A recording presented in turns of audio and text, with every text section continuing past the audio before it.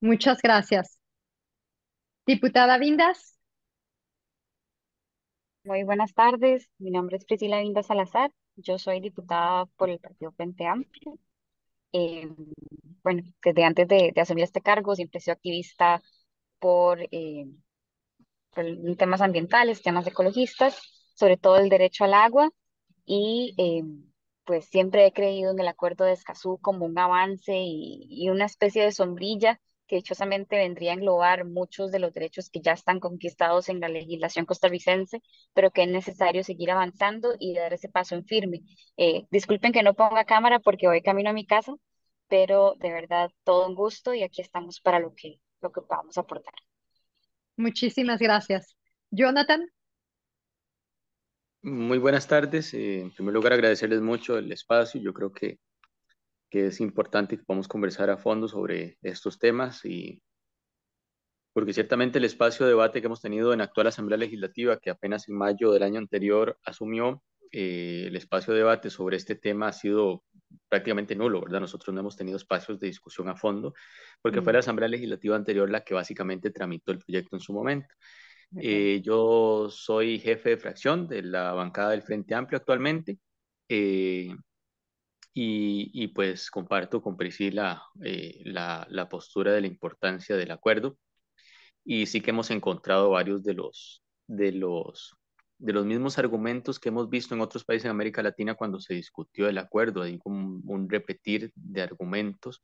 eh, Muy evidente, ¿verdad? ujú, También circula mucha desinformación y yo creo que eso hace difícil también que haya como una toma de decisión más reposada.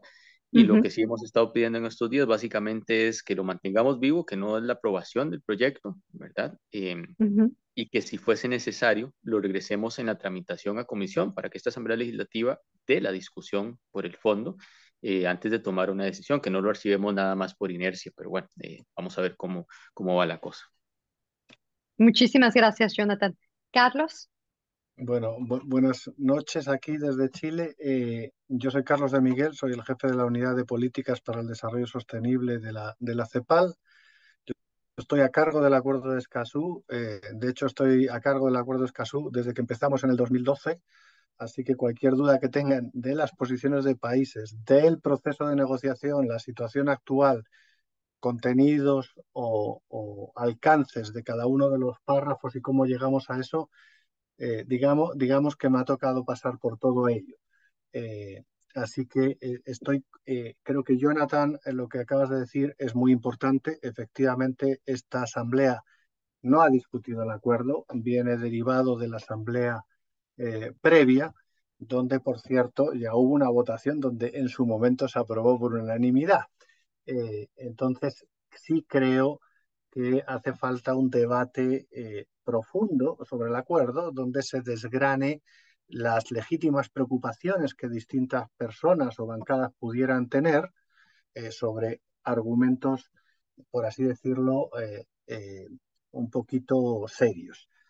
Porque, como bien has dicho, ha habido varias campañas de desinformación que luego me puedo referir a los argumentos de ellas, que básicamente se han venido copiando país a país y su origen viene en el sur de América y ha ido subiendo hacia el norte poco a poco. Entonces, sí, después les comentaré sobre algunos alcances de eso, pero creo que, como bien ha dicho Jonathan, sí sería importante que cualquier cosa que haga Costa Rica la haga sobre una discusión un poco seria y se dé la oportunidad de meditar sobre el acuerdo. de acuerdo. Muchísimas gracias, Carlos de Miguel, y de verdad te agradecemos muchísimo desde Parlamentarios para la Acción Global tu disposición esta noche, ¿no? Ya noche en Chile, de poder participar con nosotros y poder responder también a estas dudas. Ana, ¿quisieras presentarte? Claro que sí, buenas noches. Am, yo soy Ana, trabajo con Mónica y Sara en PGA. Estoy hablando desde los Países Bajos y es un placer estar aquí con vosotros teniendo esta conversación. Muchas gracias por vuestra presencia. Muchas gracias, Ana. Sara se ha presentado por mensajito, pero estás cordialmente invitada a hacerlo en cualquier momento, Sara. Y de mi parte, mi nombre es Mónica Dame, yo soy la secretaria general de Parlamentarios para la Acción Global, recién electa en enero de este año, recién empezando mi periodo de 3 años. He trabajado con PGA los últimos 12 y somos una organización no gubernamental, una red internacional de parlamentarios en 130 países. Somos alrededor de 1.300 parlamentarios que se unen de manera individual porque están interesados en los temas. Y precisamente el año pasado, junto con Sara, lanzamos una campaña sobre cambio climático muy alineada al apoyar la firma, la ratificación y, por supuesto, la implementación del Acuerdo de Escazú en los países del Caribe, así como en América Latina. Entonces, hemos estado colaborando con David y con Carlos de Miguel en poder hacer incidencia legislativa sobre el Acuerdo de Escazú y el que realmente los parlamentarios entiendan cuál es la función y cuál es el rol que juegan en estos temas que son tan importantes. Sara les ha escrito ya su correo electrónico, yo también voy a poner el mío para lo que se les ofrezca y esperamos, por supuesto, que esta sea una conversación que dé pie a muchas preguntas. Carlos de Miguel está muy abierto a que haya esta posibilidad de debatir el tema y a que se pueda realmente conocer de qué se trata el acuerdo. Sin más por el momento, Carlos, te doy la palabra y muchísimas gracias a todos por acompañarnos. Veo que se ha unido Alejandro Barrantes. Si gusta presentarse, nos dará mucho gusto conocerle.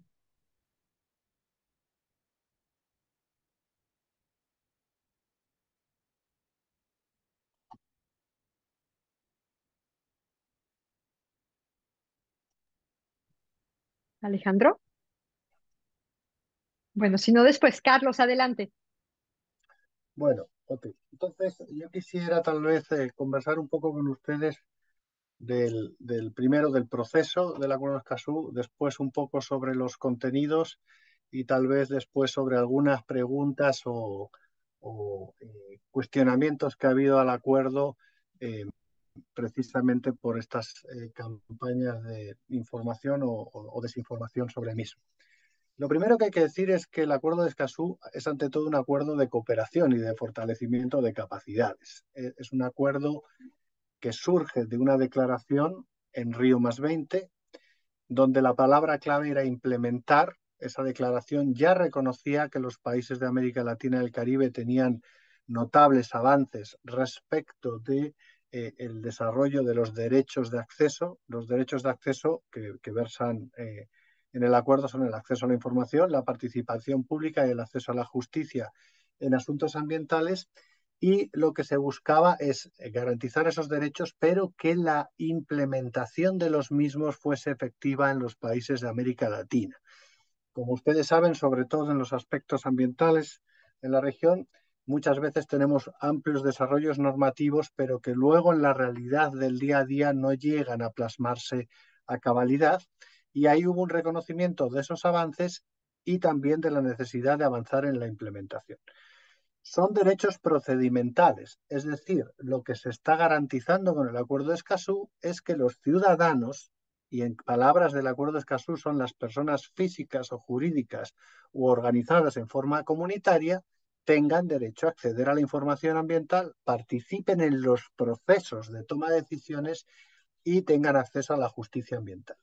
Estos derechos procedimentales son derechos que están en el marco de los derechos humanos también y que en otras regiones del mundo son bastante normales. De hecho, en Europa tiene vigencia el acuerdo, la Convención de Aarhus, que cumplió ya más de 20 años el año pasado, y no ha habido ninguna de las discusiones que hemos tenido en América Latina, ni ha generado ninguna de las cosas que se mencionan en América Latina. Entonces, básicamente lo que estamos hablando aquí es que los ciudadanos tengan más y mejor información, y los ciudadanos y el sector privado, por cierto, y que les ayude a participar en procesos de toma de decisiones con mejor información y, por tanto, entre todos alcanzar mejores políticas públicas. Pensemos que en el Acuerdo de Escazú el sujeto obligado en realidad es el Estado y son todas las personas físicas o jurídicas o organizadas en forma comunitaria quienes son los sujetos beneficiarios del acuerdo. Por tanto, el sector privado es un sujeto beneficiado porque con el acuerdo puede pedir información al sector público, puede participar en los procesos de toma de decisiones y, por supuesto, acceder a la justicia en asuntos ambientales, lo mismo que cualquier otro ciudadano.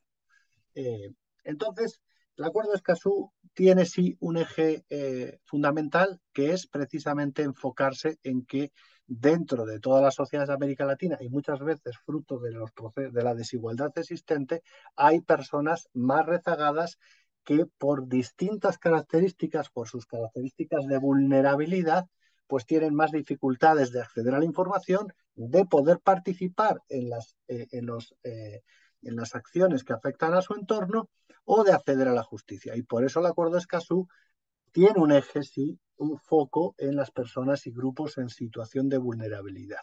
Es decir, hay una visión de buscar y nivelar en estos derechos procedimentales la cancha de tal manera que todo el mundo pueda acceder a ellos. Y los derechos procedimentales no son de fin, son de procedimiento. Te ayudan a hacer bien las cosas, te ayudan a luchar contra el cambio climático, te ayudan a tener una mejor política pública, te ayudan a que una inversión sea mejor para el país y tenga menos impactos ambientales y tenga mayor eficiencia económica. Es decir, herramientas que nos ayudan. Por eso son menos conocidos que cuando uno habla de otro tipo de tratados asociados, por ejemplo, a la lucha contra el cambio climático, la pérdida de biodiversidad, pero son muy instrumentales. Entonces, el primer eje que hay que reforzar en la discusión es que es un acuerdo de cooperación. Es un acuerdo que no tiene instancias punitivas para los países. Es un acuerdo que se implementa por el fortalecimiento de capacidades y cooperación. Y eso es muy importante. El otro elemento es que el Acuerdo de Escazú tiene básicamente los cuatro pilares que les mencioné, los tres derechos, más el fortalecimiento de capacidades y cooperación, que es transversal, pero a lo largo del proceso de negociación se incorporó un pilar adicional, que es el de la protección de las personas defensoras de derechos humanos en asuntos ambientales.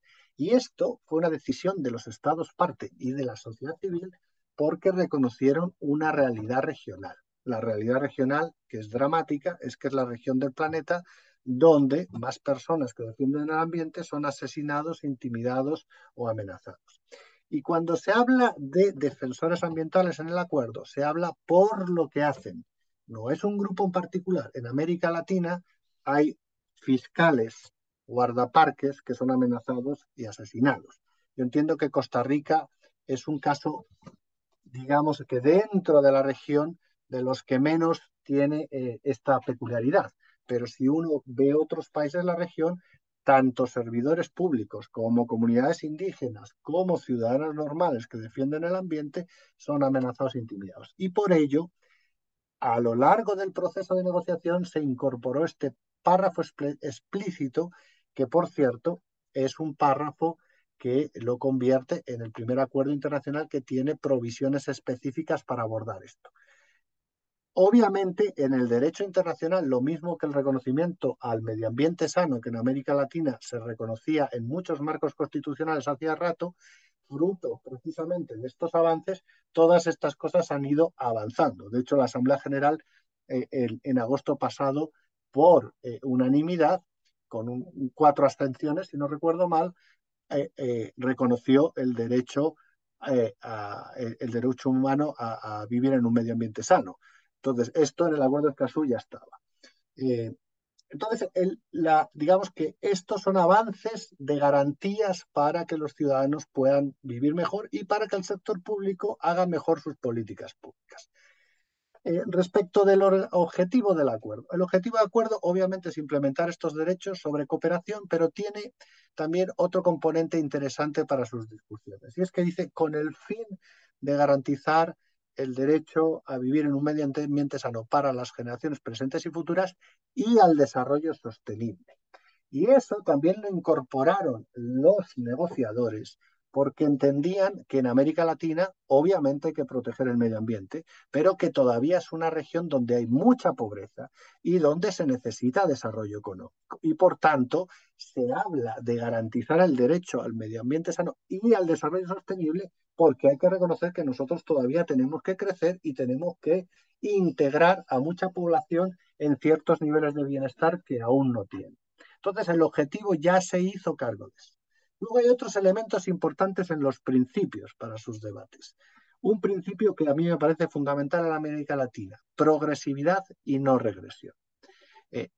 Dependiendo de los países, lo que se ve en este tipo de avances normativos en los que hay, es que dependiendo de las situaciones a veces hay regresiones. Y por tanto, en los derechos, la búsqueda de la garantía tiene que ser no regresiva. Pero también se reconoce que los avances, dada la situación de los países que es heterogénea en la región, ha de ser progresiva.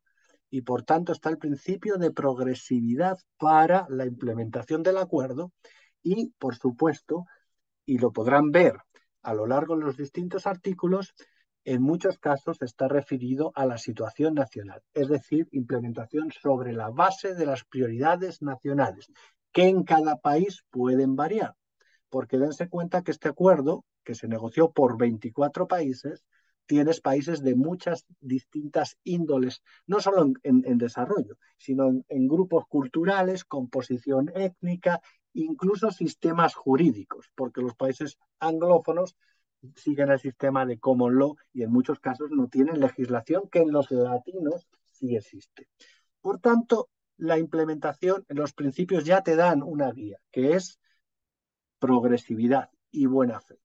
Y para los que están preocupados por uno de los argumentos que tiene que ver con la soberanía de los recursos naturales, el Acuerdo de Escazú tiene claramente explícito el principio de soberanía permanente de los estados sobre sus recursos naturales y además de igualdad soberana entre los estados, de tal manera que es un acuerdo entre pares, por así decirlo. Entonces, ahí lo que tenemos es una serie de principios que dan el marco interpretativo y luego los artículos de contenido. Los artículos de contenido tienes el pilar de acceso a la información que tiene dos ejes. En la generación de información, reconociendo que en América Latina la información ambiental es de la que más se carece y, por tanto, hay que apoyar a los estados a que generen información ambiental. Fíjense un dato. Si uno analiza los indicadores de los objetivos de desarrollo sostenible y ve en los que hay información y en los que hay metodología, donde más información y metodologías para los indicadores que hay establecidos es precisamente en los ambientales. Y por tanto hay un artículo específico que busca fortalecer a los países en la generación de información ambiental, que es útil para las decisiones públicas, pero es útil para el sector privado, para la academia, para las ONGs, para las comunidades indígenas y para todo el mundo. Y hay en el tema de acceso a la información, en el de generación de información, hay elementos que, por ejemplo, Costa Rica va a tener que cumplir, aunque no cumple ahora, simplemente por el hecho de estar en la OCDE como país miembro. Por ejemplo, los países de la OCDE todos tienen registros de emisiones y transferencia de contaminantes, que es un párrafo del Acuerdo de Escazú. Pero fíjense cómo está el texto del Acuerdo de Escazú. Es avanzar, es apoyar a los países a que tengan. Y ese es otro elemento para sus discusiones. El Acuerdo de Escazú establece un marco en todos los pilares donde el Estado debe buscar la garantía del derecho. Pero luego hay distintas acciones y si dan cuenta las palabras, muchas no son palabras fuertes, son palabras de apoyar, de avanzar, de ir en esa dirección. No significa que mañana uno tenga que tenerlos. Y eso está engarzado, esas palabras que no son fuertes, tienen que ver precisamente con el principio de progresividad. Entonces hay acceso a la generación de información, una palabra fuerte, uno de los pilares. Luego está el tema de acceso a la información y eso es un reconocimiento básico de que para tomar buenas decisiones hay que estar informado y para eso hay que tener acceso a la información. Y para poder participar, también esta participación debe ser informada. Y eso, en mi opinión, le interesa a todos, incluyendo al sector privado, porque cuando la gente participa Y en los debates de Escazú se ha visto, sin haber leído el acuerdo y básicamente leyendo los tweets de unos que tienen distintos intereses, básicamente se participa y se discute sobre la base de desinformación. Y así no se alcanzan las mejores soluciones. Por tanto, el acuerdo de Escazú precisamente lo que busca es que haya participación informada. Entonces, el pilar de acceso a la información, básicamente para los países latinos, porque ahí había una dualidad, lo que garantiza es el derecho a acceder a la información si establece un régimen de excepciones que en los países latinos se remite a la legislación nacional. ¿Y eso por qué? Porque en la negociación había dos grupos de países, los que tienen regímenes de excepciones y los que no tienen regímenes de excepciones. Con lo cual, si leen el párrafo, podrán ver que en la primera parte lo que dice es básicamente los que tienen régimen de excepciones opera el suyo y los que no tienen, este es el régimen de excepciones que propone el acuerdo de Escazú. Que eso básicamente fue una petición de algunos países del Caribe que querían utilizarlo como la aplicación de su régimen de excepciones. Y obviamente el acceso a la información tiene que ser amplio, es decir, puede haber restricciones, pero que éstas no se conviertan en arbitrariedades y que estén justificadas en el tema de acceso de información pública. Nuevamente, es información pública, que la puede pedir el sector privado o cualquier ciudadano. Luego vamos al pilar de participación. El tema de la participación también ha sido objeto de, por así decirlo, muchas desinformaciones. El acuerdo de Escazú, y ahí voy a hacer algunos alcances adicionales. Básicamente lo que regla son los procesos de participación en la toma de decisiones. No es que tengan los que participan que tomar las decisiones, en primer lugar. Y segundo, esos procesos de participación son de diverso tipo. No es lo mismo la participación en una política pública que la participación en la evaluación de impacto ambiental de un proyecto de inversión, ni la participación que pueda tener el sector privado o cualquier persona en un foro internacional que discute sobre temas ambientales. Y si ven el lenguaje es más específico en el tema de proyectos. ¿Por qué? Porque todos los países de América Latina tienen sistemas de evaluación de impacto ambiental con participación. Y lo que rige el Acuerdo de Escazú no es el sistema de evaluación de impacto ambiental. Ese es el primer error. No es que vaya a alterar el sistema de impacto ambiental. Lo que dice el acuerdo de Escazú es que la participación dentro del sistema de evaluación de impacto ambiental se haga correctamente. Y tampoco dice el acuerdo de Escazú, que se ha dicho, por un lado, una cosa y por otro también, es decir, los dos, yo diría, en algunos casos también lo he visto en aquellos que apoyan el acuerdo de Escazú, la participación en el acuerdo de Escazú no es vinculante. Es decir, el acuerdo de Escazú lo que regla es que si uno va a hacer una actividad o hacer una política, las personas directamente afectadas tiene el Estado que tomar una acción proactiva de involucrarlos en forma informada y que haya un proceso de participación con plazos adecuados, buena información, que se dé debida consideración a las observaciones y se pueden responder, pero es responsabilidad del Estado tomar la decisión final. Es decir, en esa discusión que ha habido en algunos lados sobre el sistema de evaluación de impacto ambiental, el sistema de evaluación de impacto ambiental, quien toma la decisión va a seguir siendo la misma persona que es la autoridad ambiental que la toma en este determinado momento. Lo que busca el acuerdo de Escazú precisamente es que ese proceso sea bien hecho, institucionalizado y que permita resolver problemas futuros y eventualmente reducir la conflictividad creciente que se está produciendo en América Latina cada vez que hay proyectos de inversión generalmente grandes, ¿no?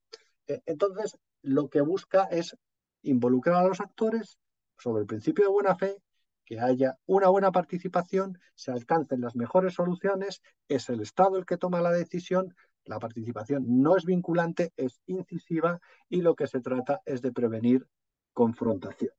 Eso es lo que busca el acuerdo. Respecto de el acceso a la justicia. El pilar de acceso a la justicia precisamente lo que busca no es necesariamente que judicialicemos todos, porque de hecho incluso el acuerdo de Escazú tiene un párrafo específico sobre mecanismos de resolución de controversias alternativos. Lo que busca es que haya un acceso efectivo a la justicia y que ésta conozca, que no ocurre en todos los países, conozca sobre la temática ambiental, que por sus características, lo mismo que en otros ámbitos de la justicia, tiene peculiaridades particulares. Ni siquiera pide el acuerdo de Escazú que haya tribunales especializados. Algunos países de la región los tienen. Lo que pide es acceso a conocimientos especializados. De tal manera que cuando haya algún litigio entre partes, y eso puede ser entre dos actores del sector privado, por un tema, se busque alcanzar la mejor solución y se busque ver la generación de pruebas del daño ambiental para que efectivamente la justicia sea justa y dirima correctamente. Entonces, muchos de los artículos del acuerdo de Escazú, muchos de los párrafos del artículo de Escazú lo que ofrecen son distintos mecanismos opcionales o guías para avanzar a que esta justicia sea más efectiva y comprenda mejor la temática ambiental. Por eso hay mucho de capacitación del Poder Judicial en este tipo de aspectos. ¿Ok? Y finalmente está el artículo sobre defensores de derechos humanos en asuntos ambientales. Ese artículo, básicamente, como les decía, se incorporó en la negociación y tiene 3 párrafos. Básicamente, el primer párrafo busca generar entornos propicios y seguros para la actividad, que no es otra cosa que se cumpla el Estado de Derecho en los países, porque eso es lo que en última instancia es uno de los aspectos al que contribuye el Acuerdo de Escazú. El Acuerdo de Escazú lo que busca es instituciones fuertes, capaces, que administren perfectamente las actividades del sector público y el acceso a la justicia y que hay un Estado de Derecho fuerte, un poco muy ligado al ODS 16, pero sesgado a la temática ambiental. Entonces, el primer párrafo tiene que ver con un entorno seguro. Después, el segundo párrafo busca medidas preventivas, es decir, hay que prevenir que no se produzcan ataques, intimidaciones o asesinatos, porque si ya en un país se llega al asesinato, pues lo que se busca es que esto no pase, no que lleguemos a esos extremos. Y el último párrafo va más a las medidas para prevenir o evitar la impunidad, que la impunidad, de hecho, genera, no sé si no sé llamarlo efecto llamada, pero cuando hay impunidad es difícil prevenir estas acciones en el futuro. En realidad lo que ahí se está haciendo de nuevo es fortalecer el Estado de Derecho, el Poder Judicial y las instituciones para que no se produzcan estos atentados a los derechos humanos. Entonces, ese es el contenido, por así decirlo, sustantivo del acuerdo. Luego se entra a la parte operativa y se darán cuenta que, en el tema de acceso a la justicia hay referencias permanentes al debido proceso y la legislación nacional, que ese es el mecanismo donde se garantizan los derechos, en la legislación nacional y siguiendo el debido proceso nacional. ¿Okay? Y si van a los artículos que empiezan con posterioridad, tengo por aquí un acuerdo para decirles exactamente el artículo donde empieza la parte institucional, empieza en el artículo 13. Y ahí de nuevo dice, cada parte de acuerdo a sus posibilidades y de conformidad con sus prioridades nacionales avanzará en la implementación del acuerdo. Es decir, incluso en la parte institucional, el acuerdo y los que lo negociaron, que son los representantes de 24 países, reconocieron que hay peculiaridades distintas y va a haber dificultades diferenciadas en la implementación de los países. Por tanto, ahí lo que se busca es precisamente apoyar a los países en esa línea. Y cómo con el pilar transversal de fortalecimiento de capacidades, cooperación y el centro de intercambio de información que se generó precisamente porque a lo largo de la negociación se vio que todos los países tenían cosas que aportar y todos los países tenían cosas que recibir de los otros. Por ejemplo, el ejemplo que les mencioné antes de registros de emisiones en América Latina, México y Chile, que son países parte, sí lo tienen. Entonces pueden apoyar a Costa Rica al desarrollo de ese registro. Entonces, ahí, en la parte institucional, la máxima autoridad del acuerdo es la conferencia de las partes. De nuevo, la máxima autoridad son los estados, quien determinan cómo va a avanzar el acuerdo y la implementación y cómo se pueden apoyar entre ellos.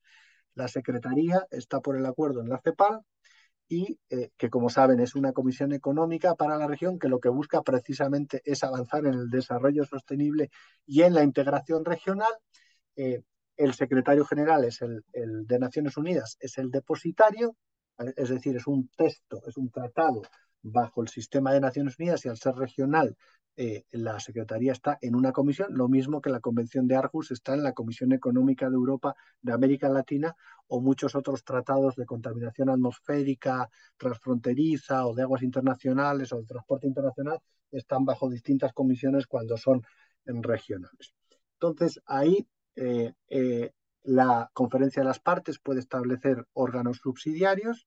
De hecho, el propio tratado establece un órgano subsidiario de la conferencia de las partes, que es el Comité de Apoyo a la Aplicación y Cumplimiento, que es un órgano no punitivo, no judicial, no jurisdiccional, y que busca es generar, por así decirlo, un grupo de expertos que permitan apoyar a las partes en la implementación y avanzar en resolver aquellos problemas que pudiesen seguir con su asesoría a las partes. Entonces, esos son los organismos más allá del sistema. El otro elemento interesante que ha habido en la discusión del acuerdo de Escazú, y que creo que es el que generó la mayor parte de las problemáticas y que se originó en el país que nos anfitriona aquí en la CEPAL, tiene que ver con el artículo de resolución de controversias, que es el que básicamente hace referencia en uno de sus párrafos a la Corte Internacional de Justicia como mecanismo de resolución de controversias entre Estados. Sobre eso hay que decir varias cosas. La primera, los tratados internacionales tienen mecanismo de resolución de controversias, por si en el eventual caso de que haya alguna entre los estados, haya una salida normal, dialogada, porque lo que se busca en el derecho internacional y en el derecho nacional es que la gente no se mate. Se busca salidas negociadas y que haya alguien que ayude a resolver ese problema. Entonces, todos los tratados tienen mecanismos de resolución de controversias. Escazú no es la excepción. Y el mecanismo de resolución de controversias es tan estándar que Costa Rica lo ha firmado varias veces en otros tratados. Si no, fíjense cuál es el mecanismo del Acuerdo de París, la Convención de Minamata u otros que haya firmado Costa Rica, y verán que es el mecanismo bastante estándar. De hecho, el de Escazú es probablemente el más light que hay dentro de los mecanismos de resolución de controversias. ¿Y qué dice ese mecanismo? Básicamente dice, si hubiese una controversia, que por cierto, es muy difícil que bajo Escazú haya controversia entre estados, porque en realidad el acuerdo de Escazú genera obligaciones de cada estado con sus ciudadanos, porque si se dan cuenta, está referido al acceso a la información ambiental de mi estado con mis ciudadanos. Entonces, las personas físicas o jurídicas organizadas en forma comunitaria. Y por tanto es difícil que haya controversias entre estados, más bien es medio imposible. De hecho, nunca ha habido una controversia en Aarhus en estos 20 años entre estados. Pero siempre se establece un mecanismo por si acaso, por lo mismo que cuando uno se asegura de su casa, poco menos te pone una nota al pie de si te cae un meteorito del espacio. Pues bueno, la probabilidad es muy baja, pero siempre hay una salida. ¿Pero qué dice el acuerdo? Básicamente el acuerdo dice en el primer párrafo, si ustedes tuviesen una controversia, resuélvanla amigablemente por los medios que ustedes quieran y cuando quieran y la forma que quieran y en resumen, no maren a los demás y háganlo de buenas maneras. El segundo párrafo dice, bueno, si no lo lograron, vean si pueden hacerlo de alguna de estas maneras y ofrece maneras, ¿ya? Una es arbitraje, otra la Corte de La Haya, ahí es donde se menciona, y otras posibles maneras. Bueno, pero en ese párrafo dice que es el Estado, es decir, Costa Rica, si tuviese una controversia con otro Estado, el que tiene que admitir el mecanismo. Es decir, nadie podría llevar nunca a Costa Rica a La Haya si no quisiera.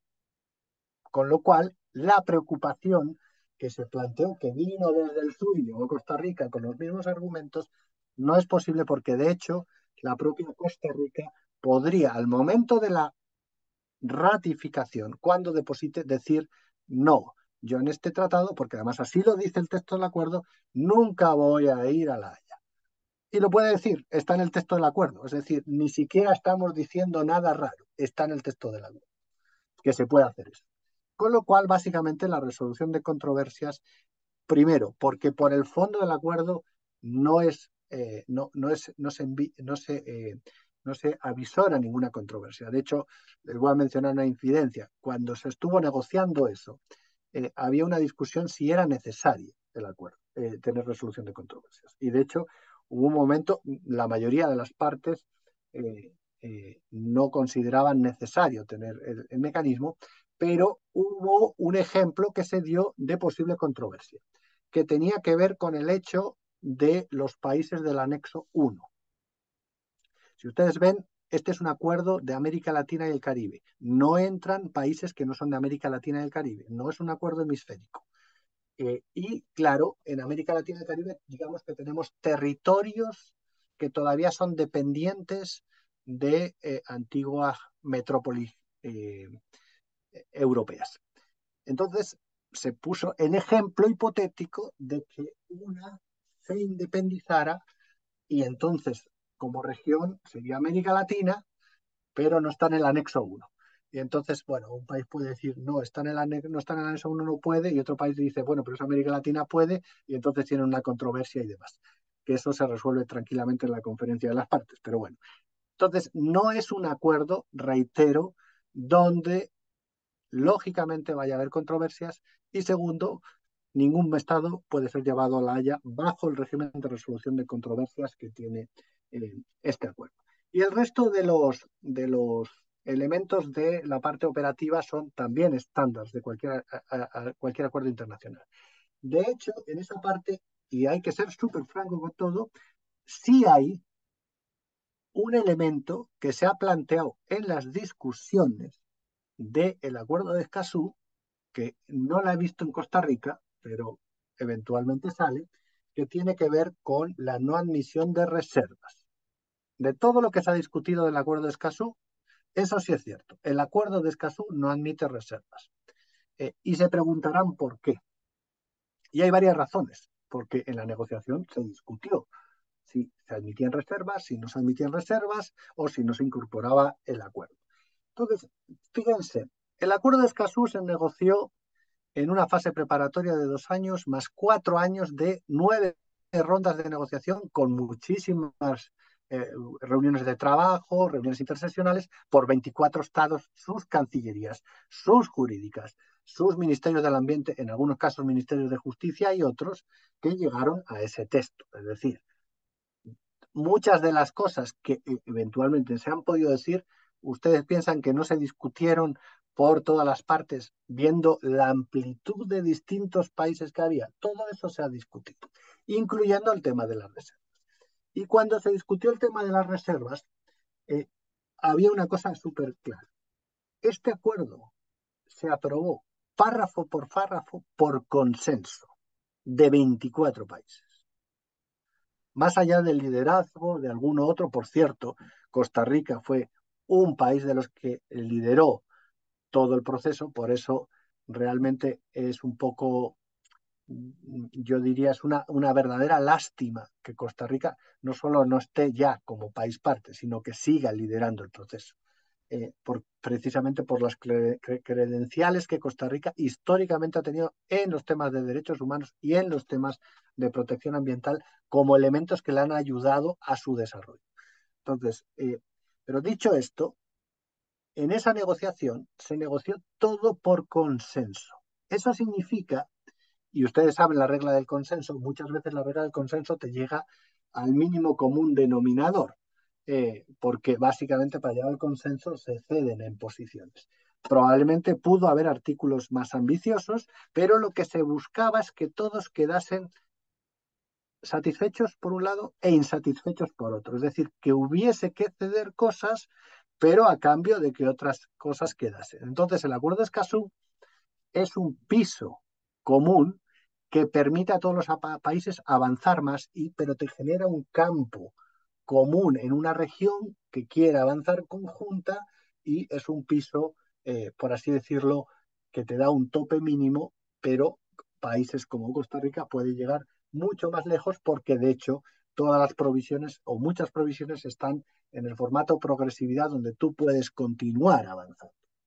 Entonces, ahí el consenso fue un elemento determinante para que no había reservas. Pero el otro elemento determinante es que si ustedes analizan los tratados en los últimos 20 años que se han venido desarrollando ambientales, la práctica de incorporar reservas, sobre todo cuando se negocia por consenso, ha desaparecido. Todos los tratados, miren el Acuerdo de París, miren todas las convenciones recientes, no admiten reservas. Es decir, la práctica internacional actual es no admitir reservas.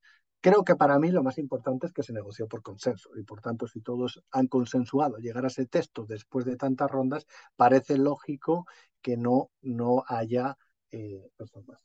Lo que sí se puede hacer en clave de discusión es en algún punto, si hay algún tema de interpretación, hacer una declaración interpretativa que no pueda significar reserva, pero sí un tema de interpretación. Lo mismo que el tema que les mencionaba de no someterse en el caso de que hubiese una controversia a la Haya, está establecido en el acuerdo que lo puede hacer cualquier país en cualquier momento, al momento de depositar la ratificación o al momento que quisiera.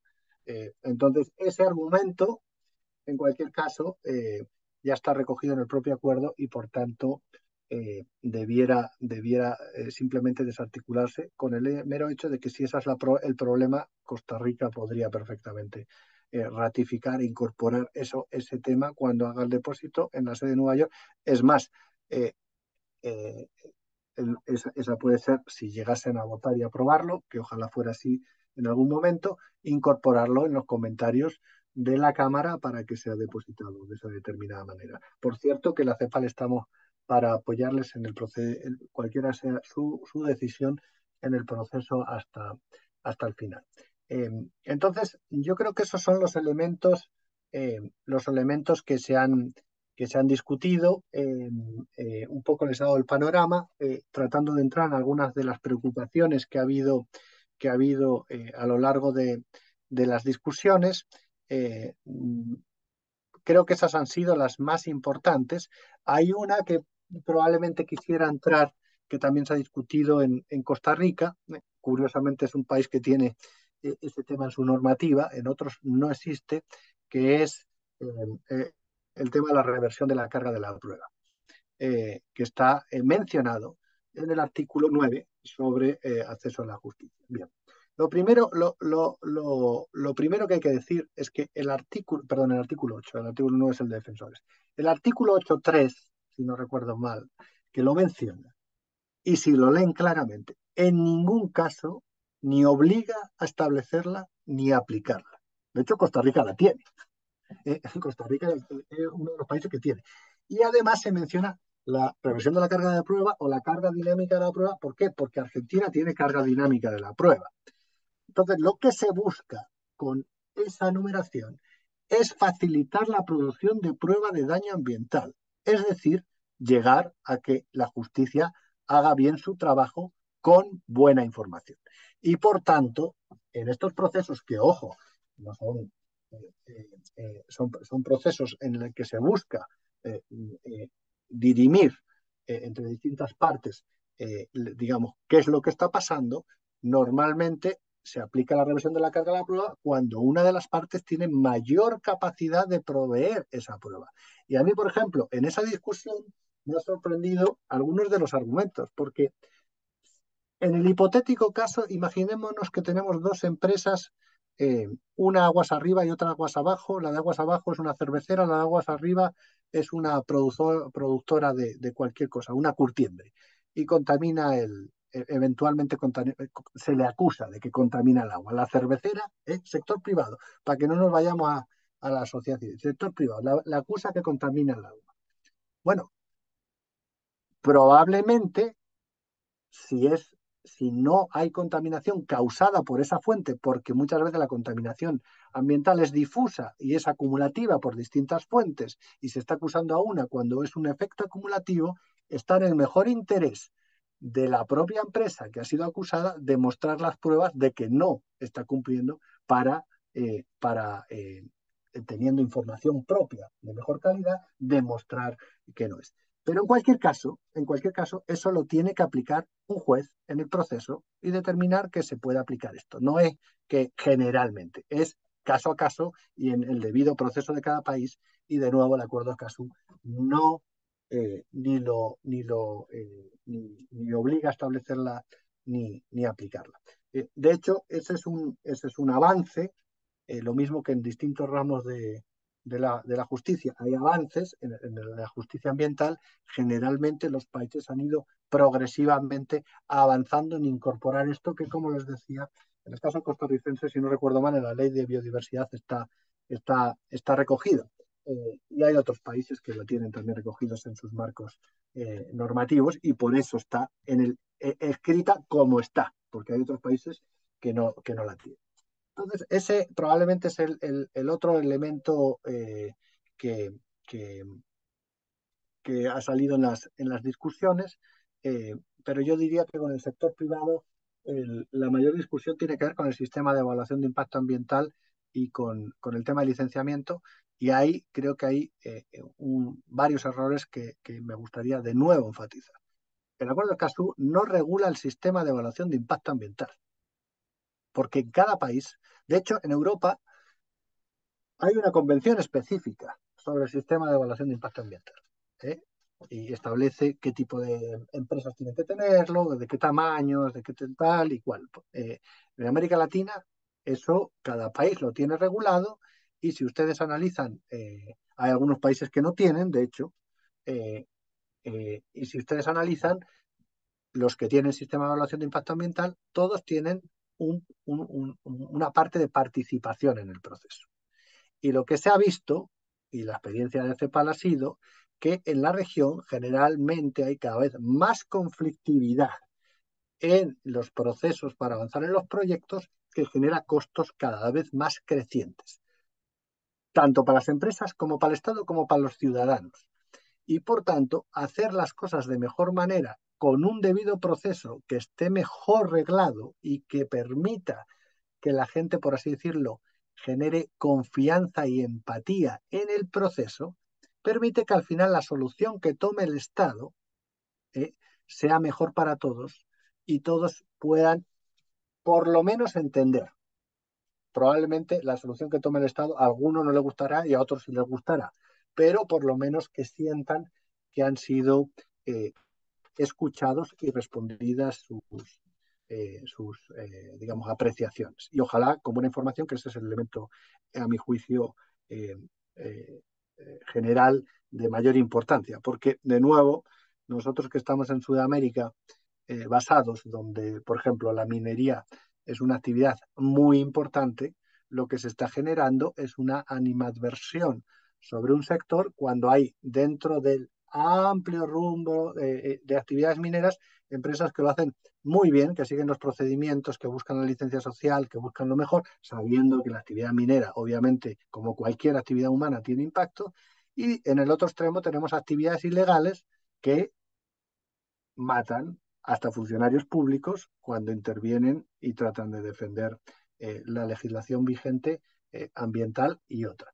Entonces hay que, de hecho, por cierto, sobre el tema de actividades ilegales, si ustedes ven en el artículo de cooperación, hay un párrafo específico de cooperación para la lucha contra las actividades ilegales, que son un factor muy importante de la fuente de asesinatos de defensores o de intimidaciones de defensores ambientales.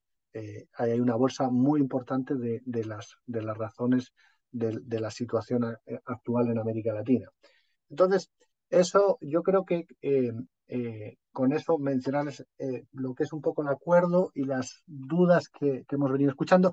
Ha habido argumentos de lo más variopintos. Yo me he centrado en aquellos que en realidad tienen alguna asidero a lo que está en el acuerdo, porque del acuerdo yo he escuchado cosas como que poco menos pues una ONG internacional se iba a llevar como propietaria la mitad del Amazonas o cosas así, que digo, bueno, pues, es interesante eso. Eh, pero en esas normalmente nosotros como CEPAL no entramos en la discusión porque se salen de cualquier argumentación. Ahí lo que me llama a mí la atención es que creo que en nuestra región hay que hacer un esfuerzo de educación general para que la gente no caiga en seguir este tipo de cosas, ¿no?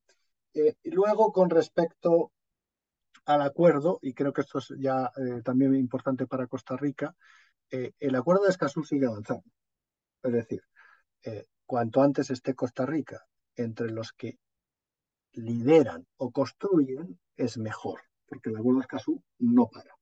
Nosotros estamos trabajando ya con Chile, con Argentina, con Uruguay, con Ecuador, con México, con Santa Lucía en planes de implementación nacional. En algunos casos el Banco Mundial ya está apoyando. De hecho, hay algunos países que no son parte, pero que están en camino de serlo, que ya nos han pedido apoyo para avanzar en eso.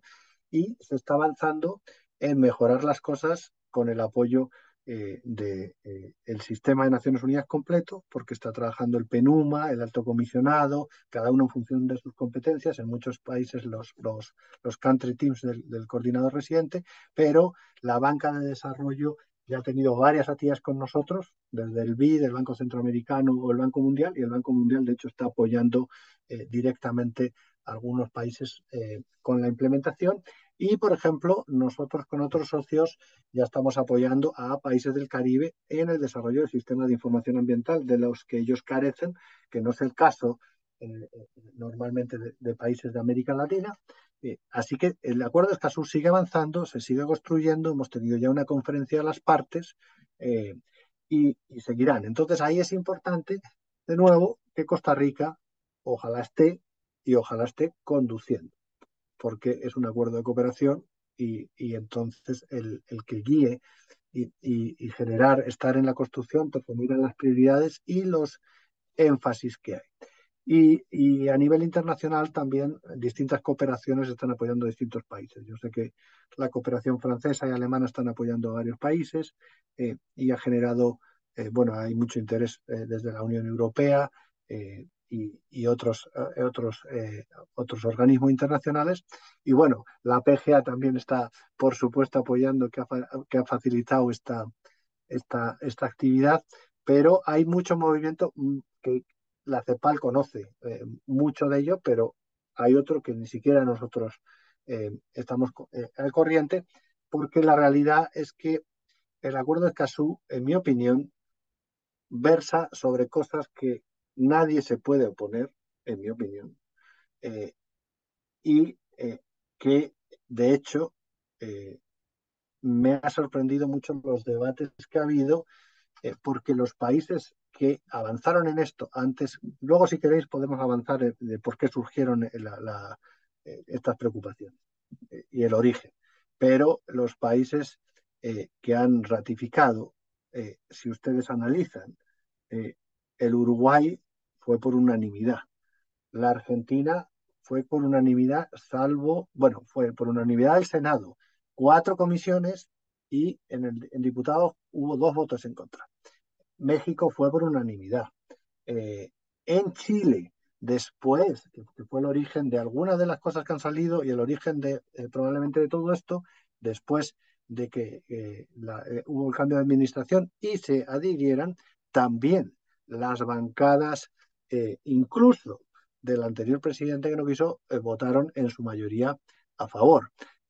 Porque lo que versa el acuerdo, los derechos procedimentales, en mi opinión, no tienen color político. Debieran estar todos los colores políticos alineados con eso, porque al final lo que buscan es mejorar la situación en cada país y derechos de los ciudadanos que te ayudan a fortalecer el Estado de Derecho.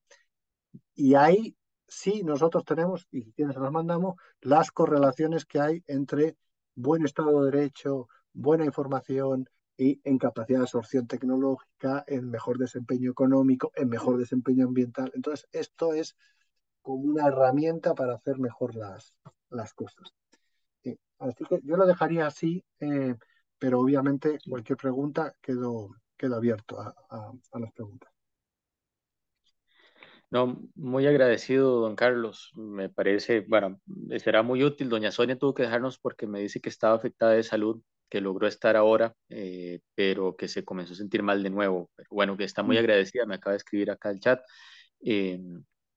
Eh, es importante también, como les decía, doña Sonia es representante de la bancada más grande, de un parlamento 57. Mi bancada tiene 6 diputaciones, aproximadamente el 10%, pero doña Sonia es de la bancada más grande de 19, ¿verdad? Es casi una tercera parte del Congreso.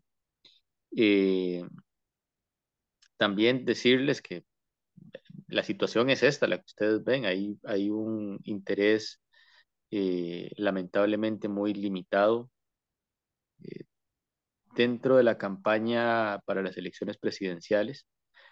Seguramente ustedes quizás tuvieron el chance de llevarle el pulso. Fue parte de la discusión el acuerdo de Escazú y desde ahí ya se miraban algunas señales de preocupación, ¿verdad? Varios candidatos a la presidencia mostrándose en contra, repitiendo este argumentario eh, que se ve venir desde otros países y que acá están utilizando. eh, y de entrada oponiéndose, incluyendo al actual presidente de la República, ¿verdad? Bueno, de los que se opusieron, la bancada se opuso. Hoy en la mañana yo tuve un debate con, con la jefa de fracción en medios de comunicación de esta bancada oficialista y sostiene exactamente el mismo libreto de esto afectará el clima de inversiones. Y pues le leo la noticia de CEPAL de cuando tuvieron esta actividad con el Banco Mundial, con el BID. eh, Hay un ambiente poco propicio para un debate medianamente sensato. Ese es el tema. Aún así, yo creo que al menos en estos días ha estado reposicionado. Hay organizaciones, dichosamente, muy vinculadas a juventudes que se están movilizando. Hoy tuvimos presencia de personas jóvenes, incluso de organizaciones de las federaciones estudiantiles de las universidades, haciéndose presentes a las barras durante el plenario, apoyando el acuerdo de Escazú. Entonces, y el ambiente que tenemos es ese, ¿verdad? Yo creo que no puedo decir, que acá hasta que no se vote algo, pues no es una realidad, eh, pero no hay un ambiente del todo optimista o positivo. Ahora bien, las cosas pueden cambiar de acá al miércoles. Nosotros desde la bancada hemos optado por proponer públicamente que den los votos para mantenerlo vivo a cambio de que lo regresemos al inicio del trámite y que nos den por lo menos la oportunidad de debatir sobre esto. Nosotros no hemos tenido formalmente un solo minuto, esta Asamblea Legislativa, la que entró en mayo del año pasado, no ha tenido un solo minuto de debate en espacios formales, ni en una comisión ni en plenario sobre el acuerdo de Escazú, ni un minuto, porque en sesiones extraordinarias que maneja la agenda del Poder Ejecutivo no lo han convocado nunca y en sesiones ordinarias no ha existido nunca acuerdo para ponerlo en agenda. Entonces, nunca hemos podido tener ni el menor de los espacios para debatir eh, y no es sino hasta ahora que se viene la discusión sobre este plazo cuatrienal, el plazo de los 4 años, que se podría archivar o que podríamos ampliar ese plazo de nuevo para que siga la discusión, que lo tenemos más presente. Y entonces eso estamos ofreciendo como salida. Estamos diciendo, manténganlo vivo, y nosotros estaremos de acuerdo, cuenten con nuestros votos para regresarlo a la etapa de comisión, que pues, es procedimentalmente factible y por lo menos damos la discusión. Lo cierto es que hay un ambiente en materia de derechos ambientales, pero también en materia de derechos en general, en materia de derechos humanos, eh, muy permeado por estos nuevos, dice uno, ¿no? Estas cada vez más visibles formas de hacer política de algunos sectores que utilizan digamos, de maneras muy evidentes, estas prácticas de posverdad o de hechos alternativos que hacen muy, muy difícil el debate, ¿verdad?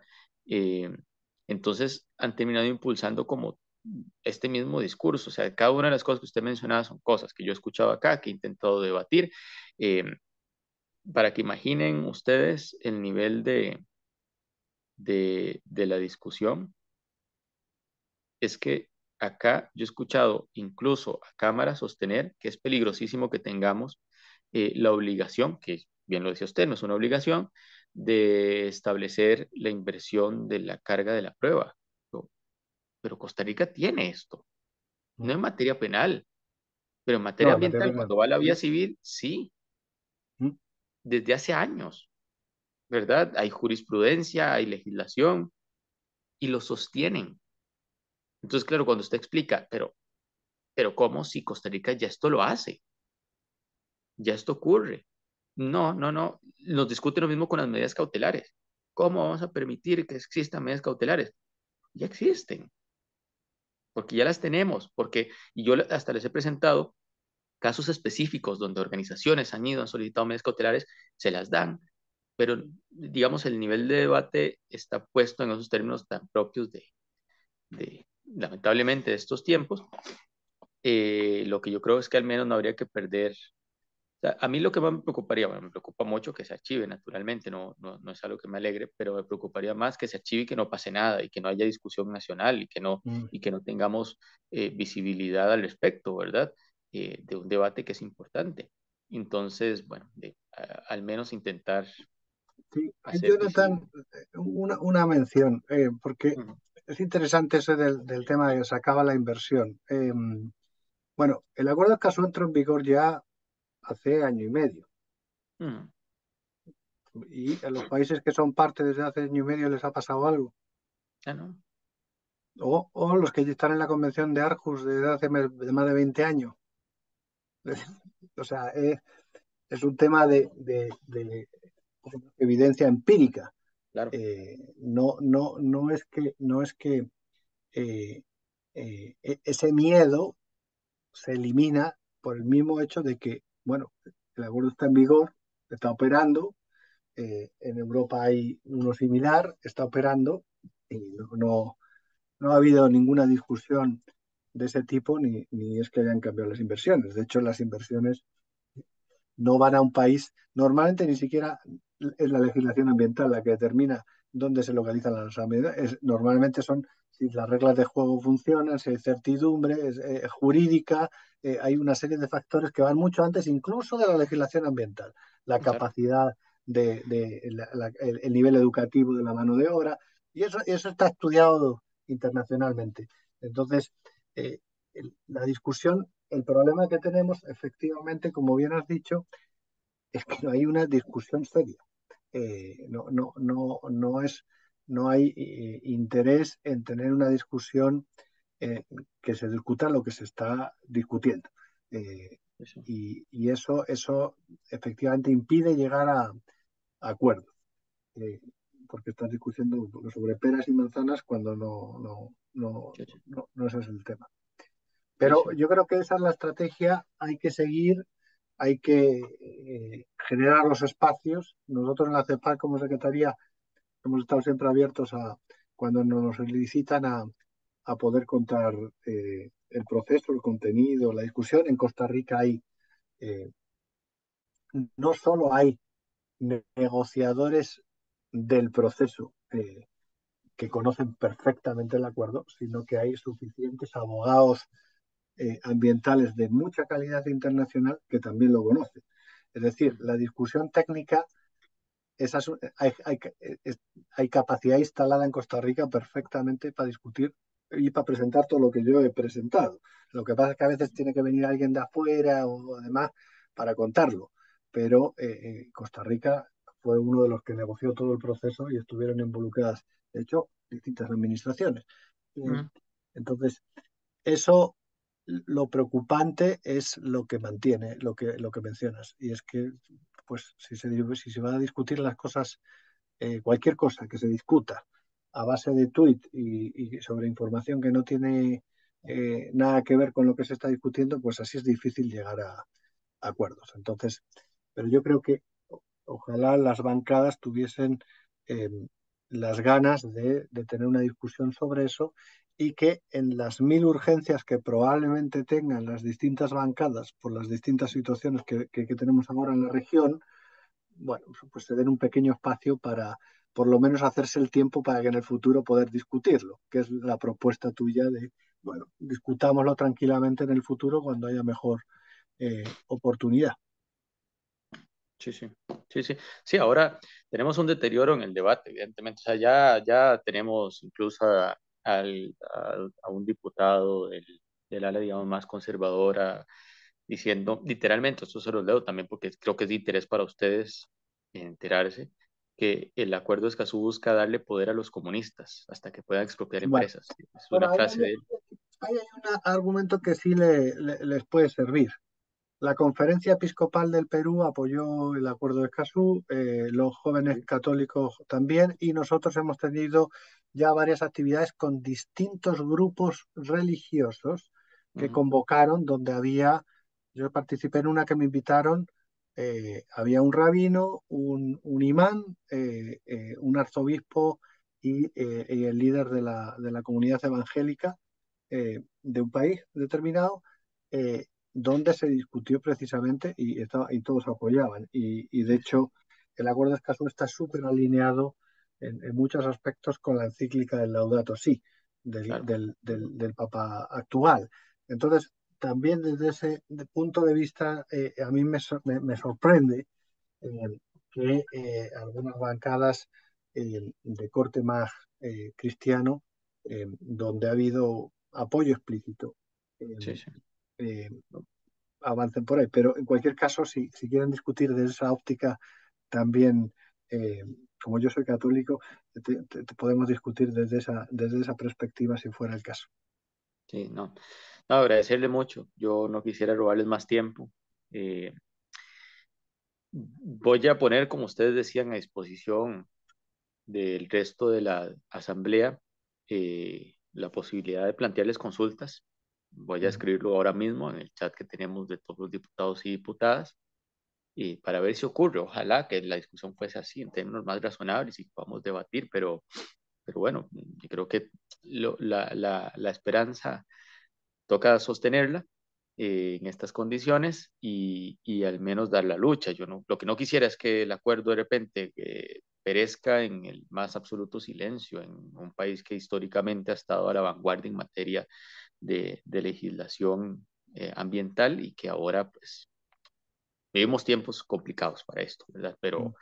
Pero que al menos se dé la discusión, ¿no? Y insistirles en agradecerles mucho por sacar el tiempo también para esto y que yo pretendí, invité a todos los diputados, entiendo que el tiempo fue corto, pero bueno, también habría esperado un poco de asistencia de otras fracciones, pero ese es el ambiente que hay. Sí, sí. No hay problema. Como tú dices, para estas cosas que son importantes hay que sacarle el tiempo y si hay que repetir, repetimos. La CEPAL está para apoyarles en esto y en otras cosas, así que eh, no- nosotros como secretaría siempre estamos muy honrados de que quieran discutir en serio sobre el acuerdo de Escazú. De acuerdo, muchísimas gracias. Gracias, Jonathan. Bueno, gracias, colegas. Creo que terminamos aquí y gracias por la oportunidad. Y Ana, un abrazo, que tú sí que estás en mucho más tarde. Muy buenas noches, hasta luego. Muchas gracias. Chao, chao. Chao.